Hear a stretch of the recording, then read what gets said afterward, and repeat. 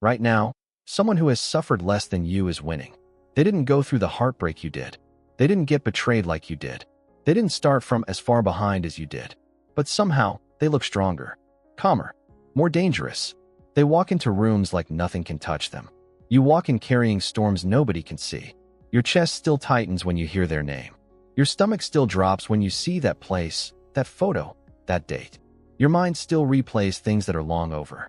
You keep asking, why did this happen to me? Machiavelli would ask something darker. Now that it has happened, what are you going to buy with that pain?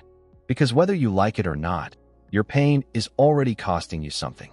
Sleep, focus, trust, ambition. You're paying in silence every night.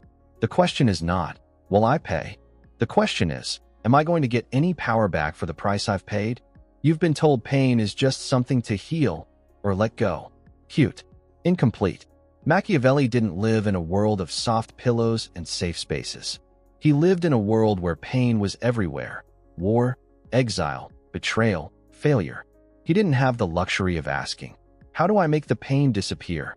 He asked, how do I turn this into leverage? That's what this video is about. Not positive vibes.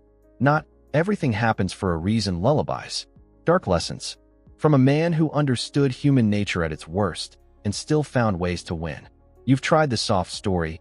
Time will heal. Just move on. Stay positive. But time didn't heal. It just layered more memories on top. The breakup is still there. The betrayal is still there. The humiliation, the failure, the childhood wound, still there. So tonight we're going to do something nobody taught you how to do. We're going to drag your pain into the light, strip the emotions off it, and rebuild it as fuel. Not inspiration. Fuel. Because pain is energy trapped in memory. If you don't direct it, it rots you from the inside. If you learn to use it, it makes you terrifyingly focused. Machiavelli said it in a way most people skip over. Never was anything great achieved without danger. Niccolò Machiavelli, you know what danger really feels like day to day? It feels like pain.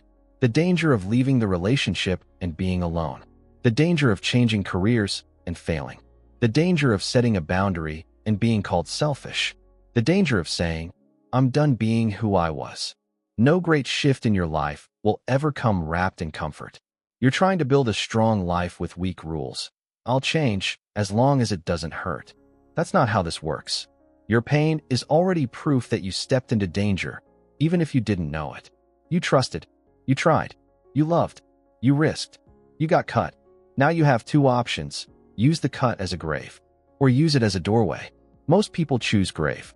They pretend they're over it, but every new situation is secretly about the old one. They don't date because of that relationship. They don't start because of that failure. They don't open up because of that betrayal. The past sits in the driver's seat while they call it personality. Someone once commented under a video about heartbreak. The breakup ended in 2021, but I kept letting it drive my decisions in 2022, 2023, 2024. At some point I had to admit, they weren't ruining my life anymore. I was, by keeping them alive in my head. That's what happens when pain isn't turned into power.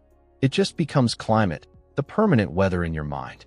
Machiavelli would never accept permanent bad weather. He studied storms to see where they blow. He studied people's pain to see what they'd do next.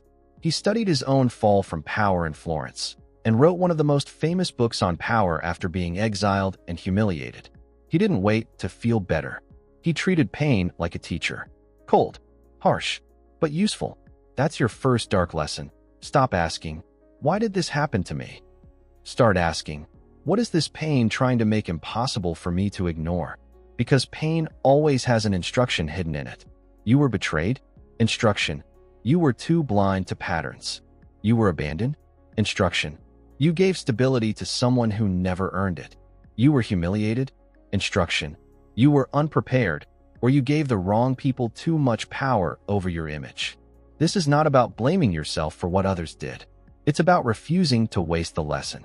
Pain without a lesson is just torture. Pain with a lesson is training. Machiavelli wrote, men rise from one ambition to another. First, they seek to secure themselves against attack, and then they attack others.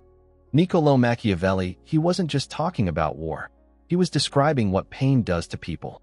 First ambition, I don't want to get hurt like that again. After your first big heartbreak, your first public failure, your first betrayal. Your whole system is obsessed with one thing: secure yourself against attack. That's why you overthink everything now. That's why you check their phone, reread messages, stalk, obsess. That's why you rehearse worst-case scenarios in your head. Your pain pushed you into defense mode. And for a while, that's necessary. You stop being naive. You notice red flags. You guard your time and your heart more carefully. But if you stay there forever, you never reach the second ambition. You never go from just trying not to lose to playing to win. You become the guarded one, the closed-off one, the nothing gets in but nothing gets out one. Safe, but small. The dark lesson here is brutal. If you let pain freeze you at protect, you'll never get to attack. Not attack people, attack your goals. Attack your weaknesses. Attack your bad habits. Attack the version of you that let all that pain happen unchecked. You will never build a powerful life from pure defense. Power comes when your pain has done two jobs: made you harder to hurt in the same way again, made you more dangerous in how you move. Think about the strongest people you secretly admire. They're not the ones who never suffered. They're the ones who walk like this. I've been through hell, and I'm not scared of your little matches. They don't flinch when someone ignores them for a day. They don't crumble when someone gossips. They don't beg to be chosen. They choose themselves because they remember what happened when they didn't. One person wrote under a clip about being cold after pain: "I'm not cold. I'm just not flammable anymore. The same tricks that used to burn me now just look like cheap matches." That's pain sharpened into perception. So how do you actually do this? Not in theory. Step by step. First, you have to stop running from the memory. Every time your brain shows you that moment, the text, the hospital room, the argument, the goodbye, you slam the door. You distract. Scroll. Eat. Sleep. Talk to someone. Anything but sit with it. You call this coping. Sometimes it is. But if years pass and you still can't look at it directly, you're not coping. You're hiding from the raw material of your power. Pain can't be turned into anything while you keep it in the dark. Machiavelli spent his exile alone on his farm, reading, thinking, writing about the exact people who had ruined him. He didn't erase the humiliation. He studied it. You don't have to write a book, but you do have to stop closing your eyes. Try this. Pick one pain that still runs your life. Not all of them. 1. The breakup you never recovered from. The friendship that ended dirty. The moment your parents made you feel disposable. The failure that burned your confidence to the ground. Bring it up on purpose. Yes, on purpose. Feel your chest tighten, your jaw clench, your stomach drop. Now instead of asking, "Why me?" ask, "What did this pain teach me about people? Myself? The game I'm playing?" Write the answers. Really. On your phone, in a notebook, whatever. You'll see things like, "I ignore patterns because I want to believe people's words. I overgive hoping they won't leave. I'm scared to ask for what I want, so I take crumbs. I trust people faster than I trust my own gut." This is where it gets dark in the best way, because now your pain stops being mystical and becomes mechanical. If your pain taught you, "I ignore patterns," then your new rule becomes, "I don't care how I feel about them. If their pattern is bad, I leave." If your pain taught you, "I overgive so they don't leave," your new move is, "I give exactly what I want, not what I hope will make them stay."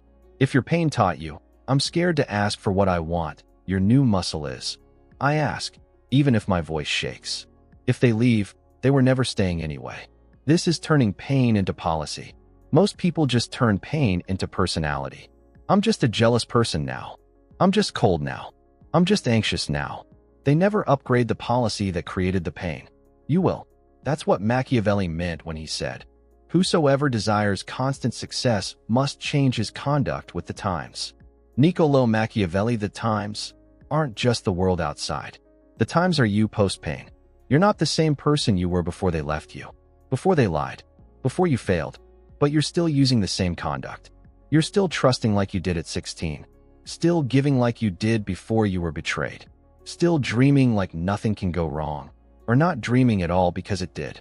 Constant success, building a life where your pain doesn't repeat forever, requires changed conduct. Your pain is your proof that the old conduct is done. That version of you died in that moment. You know it. What you call stuck is actually you refusing to bury that version and build the next. Someone commented under a self-improvement video, "My glow up wasn't skincare and gym selfies. It was finally accepting that after what I went through, I couldn't afford to be that naive, that available, that forgiving anymore. My standards went up with my scars. That's conduct changing with the times. Your scars are not decorations. They are warnings. Not never love again, but never love like that again. Not never try again, but never try that blindly again. Not never trust again, but never trust without verifying again. You see the difference? Pain turned into fear says, never, again, ever. Pain turned into power says, I'll do it again, but smarter, colder, sharper. So here's where we end part 1, with a simple but brutal exercise. Take that same pain you chose earlier. Ask 3 questions. What did this pain show me that I was refusing to see before? What version of me died here, and why did they need to? What rule can I create from this so I never waste this lesson again? Examples. Pain. Got cheated on. It showed me. I saw red flags and begged them to turn green. Version that died. The one who thought love meant ignoring my own gut. New rule. When my gut and their words disagree, I choose my gut. Pain. Big public failure. It showed me. I care more about how I look than how prepared I am. Version that died. The one who wings it and hopes for the best. New rule. I don't step into big moments underprepared just to avoid feeling anxious beforehand. Pain. Family humiliation. It showed me. They will protect their image before they protect me. Version that died. The one who thought blood automatically meant safety. New rule. I share my dreams and weaknesses only with people who have proven they can hold them. This is not therapy. This is strategy. Therapy asks, how did that make you feel? Strategy asks, what will you do differently next time? Tonight, you started doing something most people never do with their pain. You interrogated it. You pulled out laws, not just tears. In the next parts, we're going to take it even further. How to turn humiliation into quiet, terrifying drive. How to use heartbreak as a filter that protects you from low-level love forever. How to take betrayal and use it to build an instinct for human nature that Machiavelli himself would respect, because this isn't about romanticizing suffering. It's about refusing to waste it. You've already paid. With time, with tears, with sleepless nights. Now it's time to collect. And that starts with this one decision. From now on, nothing hurts you for free. You know what nobody tells you about pain. It changes your face long before it changes your life. You stop smiling the same. You stop trusting eyes the same. You walk into rooms differently.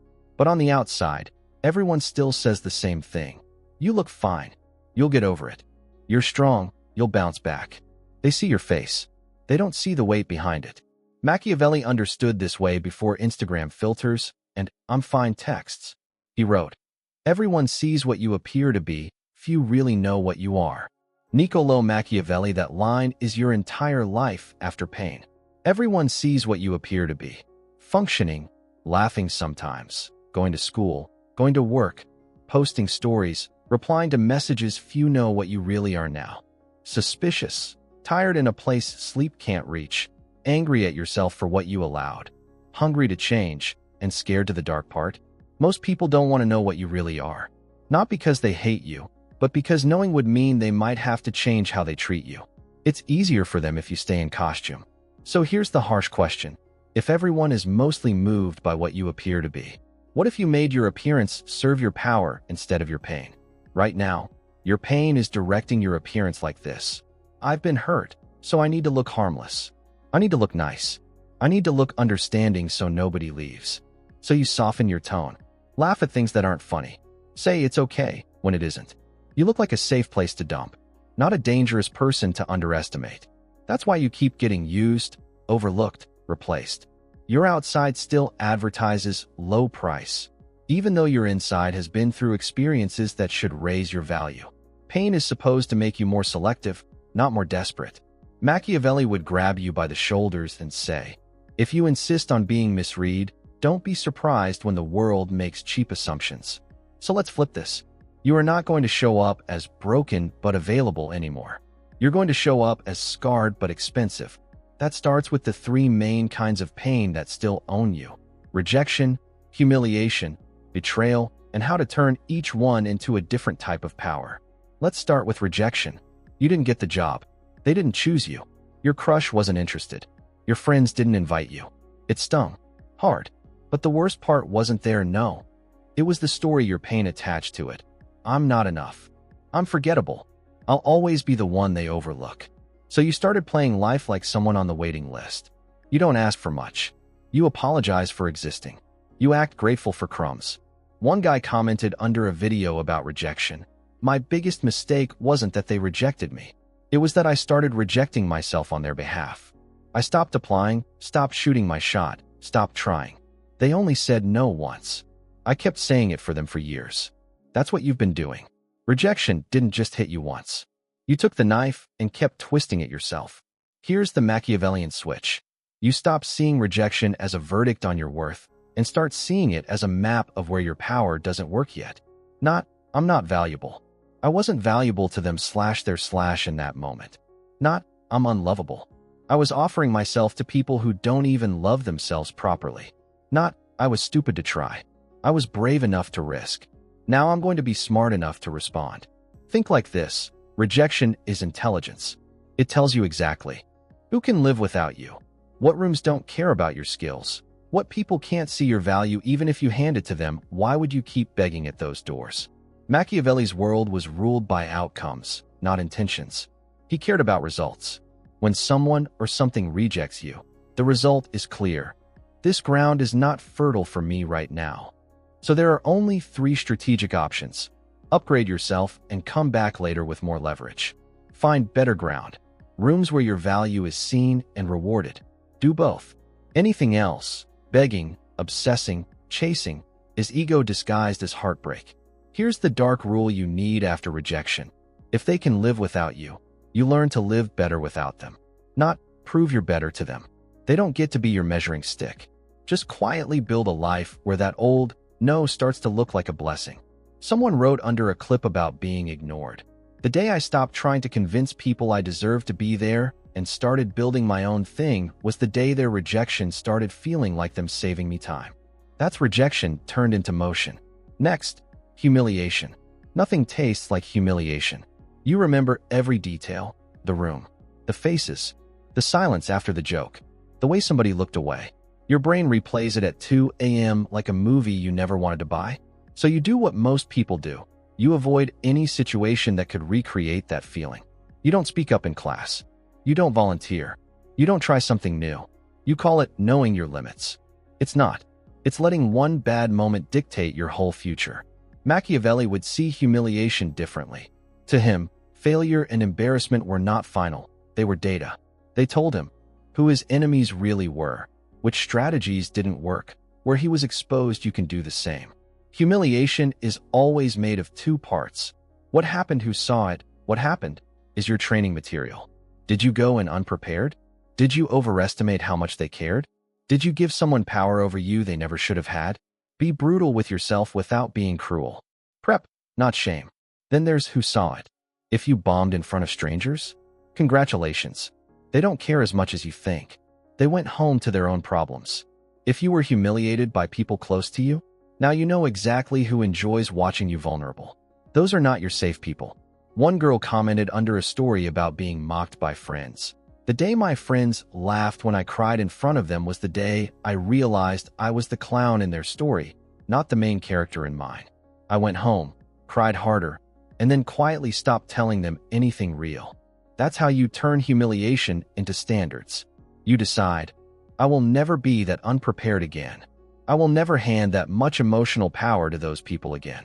I will still take risks, but not blindly like that. Humiliation can crush your confidence, or it can clean your ego. You stop assuming you're ready for everything. You start respecting preparation. You stop assuming everyone wants you to win. You start noticing who secretly likes watching you fall. That's pain turning you from soft target into fox. Which brings us to betrayal. Betrayal is a special kind of pain because it splits your world in half. Before I knew. After I knew. Before, you thought. They would never. After, you realize, they did. And they lied while doing it. You don't just lose the person. You lose your old way of seeing people. That's why betrayal feels like it breaks your brain. You start questioning everything. Was anything real? Was every smile fake? How did I miss this? Machiavelli would answer that last question for you, without comforting lies. You missed it because you were judging by words, not incentives. He wrote, "Men are driven by two principal impulses, either by love or by fear." Niccolò Machiavelli. You thought love was enough to keep them loyal. But ask yourself, at the moment they betrayed you, what were they more afraid of losing? Their comfort? Their ego? Their status? Their momentary pleasure? Whatever it was bigger than their fear of losing you. That's hard to swallow. But once you do, something powerful happens. You stop taking betrayal so personally. Not in a nothing matters, everybody sucks way. In a this is how fragile most people's loyalty actually is way. Your pain stops being, "I wasn't enough." It becomes, "They weren't built for the kind of loyalty I expected." From that, you build a new rule. I will not give deep trust to people who are still ruled by shallow impulses. So instead of saying, "I'll never trust again," you say, "I'll never trust that quickly again. I'll never trust that deeply without seeing how they act under pressure." Someone left this on a betrayal video. They didn't ruin love for me. They ruined blind trust for me. And honestly, that needed to die. That's pain burning away your naivety, not your ability to love. Now here's where Machiavelli's most famous animal metaphor comes in like a blueprint for your new personality. The lion cannot protect himself from traps, and the fox cannot defend himself from wolves.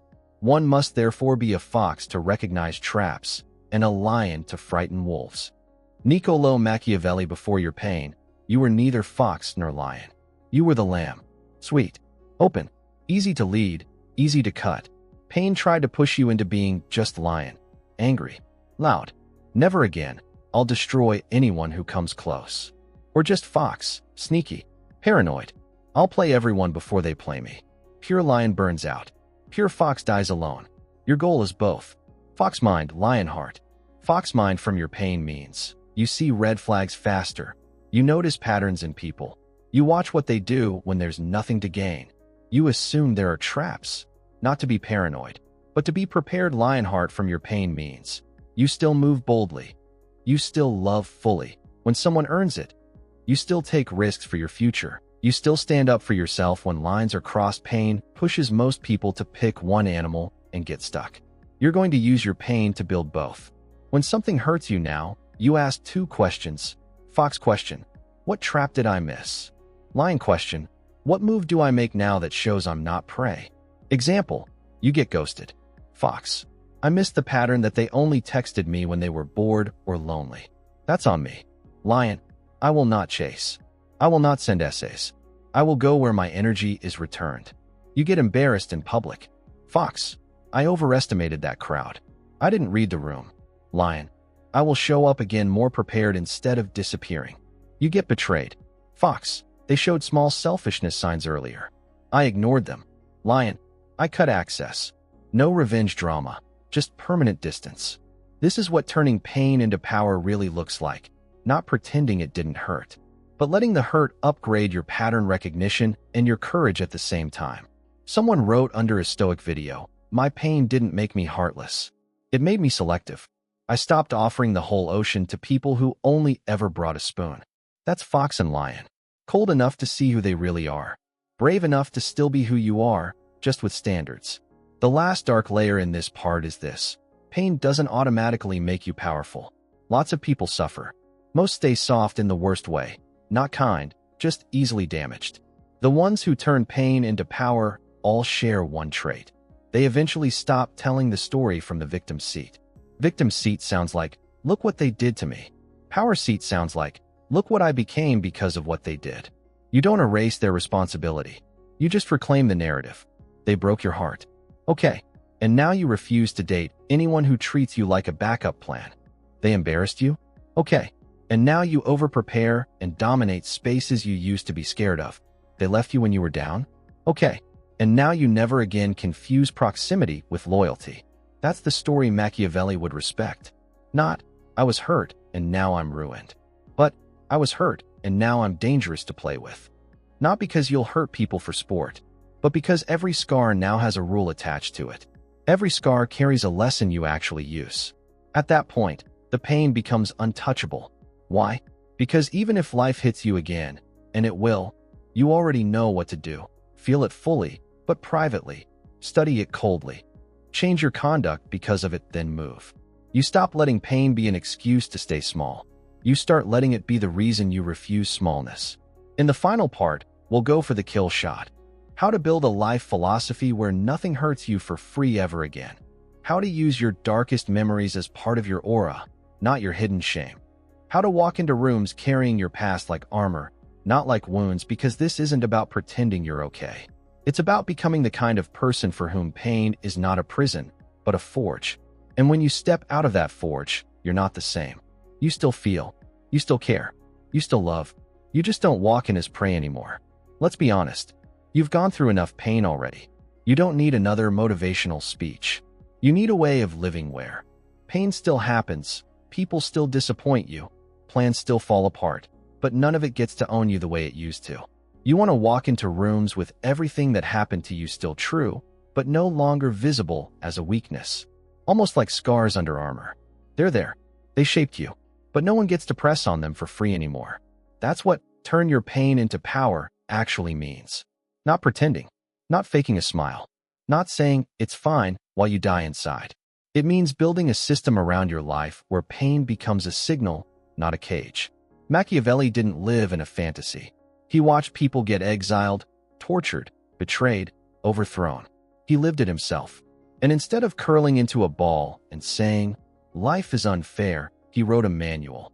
How does power actually work in a world this cruel? You're doing the same thing now, but with your own life. You're writing your manual. Not a pretty one.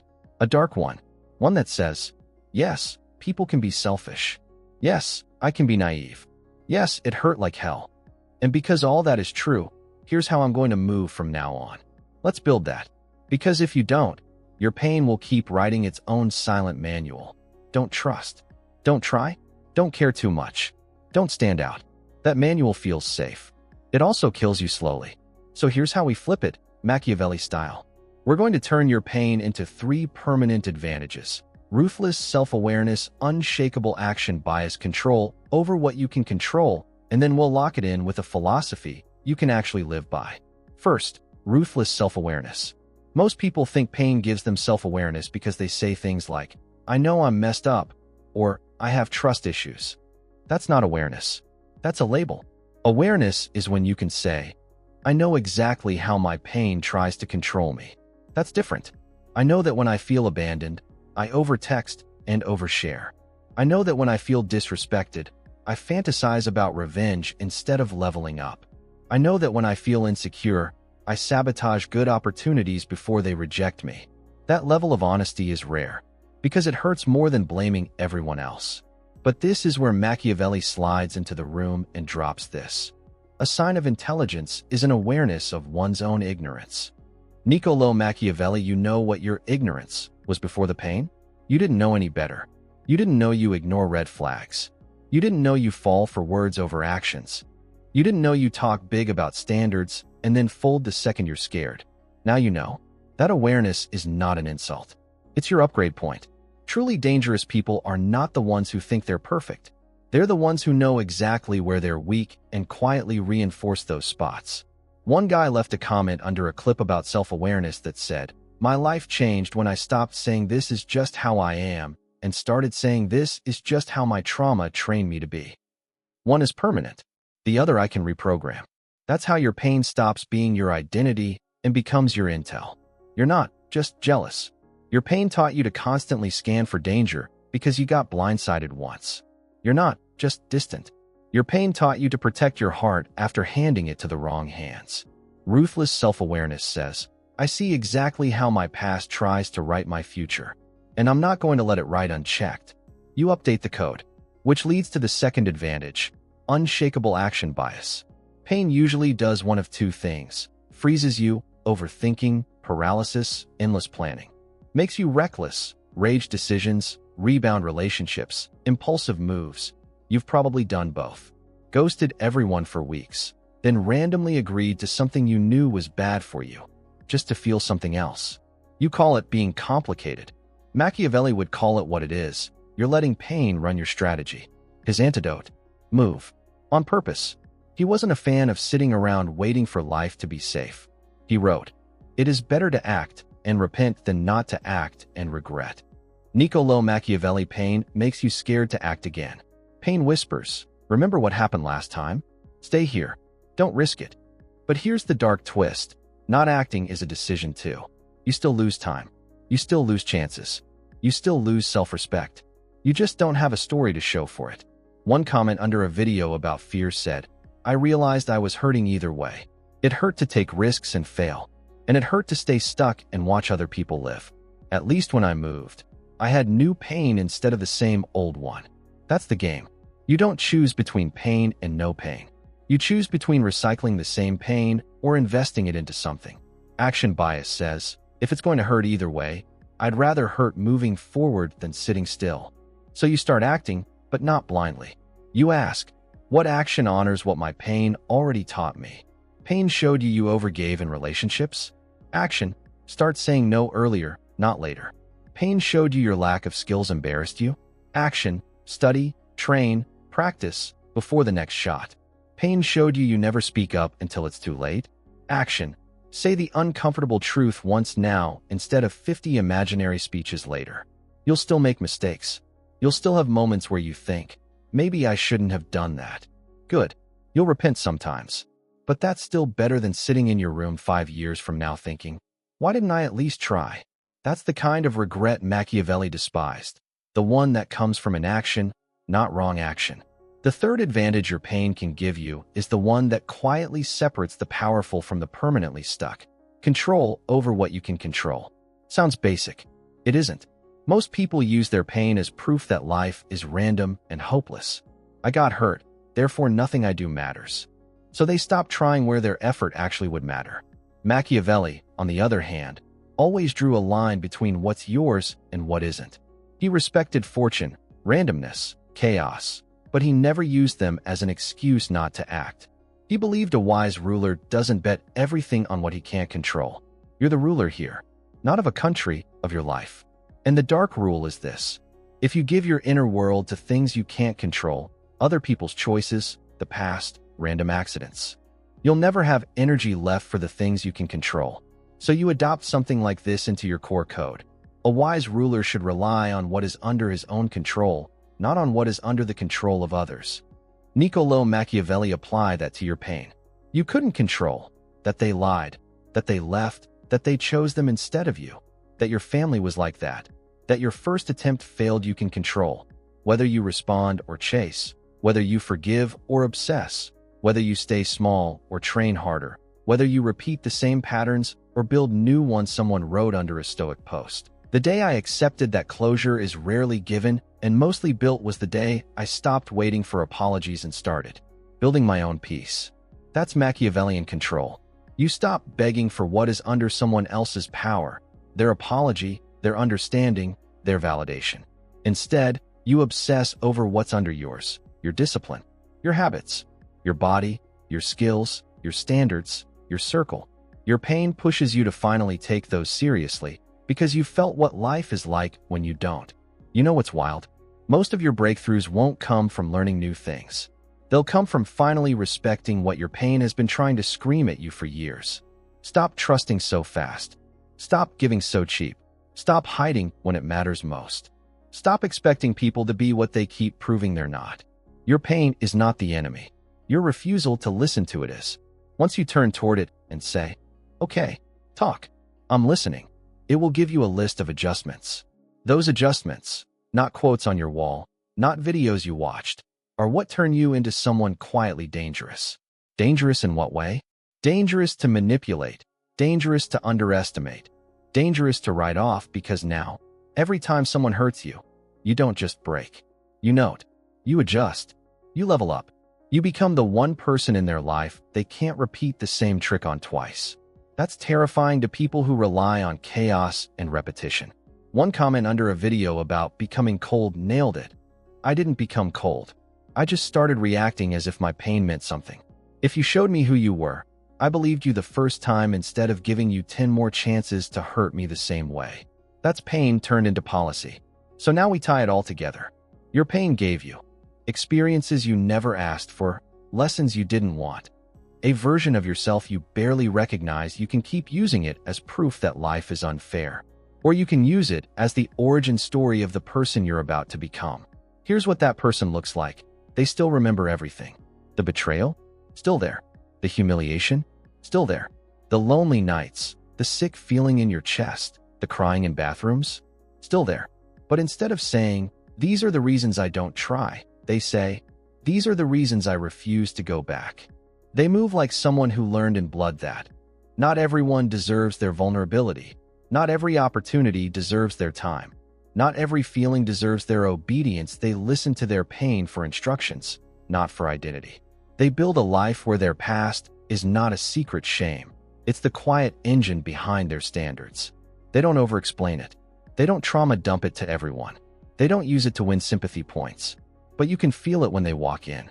Their vibe says, "I didn't read this in a book. I survived it." And that changes everything. Let's be blunt. This entire video wasn't about worshiping Machiavelli or romanticizing suffering. It was about something more uncomfortable, growing up in how you deal with pain. Moving from, "Please don't hurt me," to, "If you hurt me, I will not crumble. I will learn, adjust, and you will never have that kind of access again." The world doesn't reward the person who never falls. It rewards the person who uses every fall as information. That's what Machiavelli was really writing about. A brutal, unfiltered look at human nature, so you stop being surprised when people act like people. No more fairy tale expectations. No more pretending your heart exists in a clean little world. You see the mess. You accept it. And then you choose to move through it with precision instead of delusion. You can still be kind. You can still be loyal. You can still love deeply. You just won't do it blindly anymore.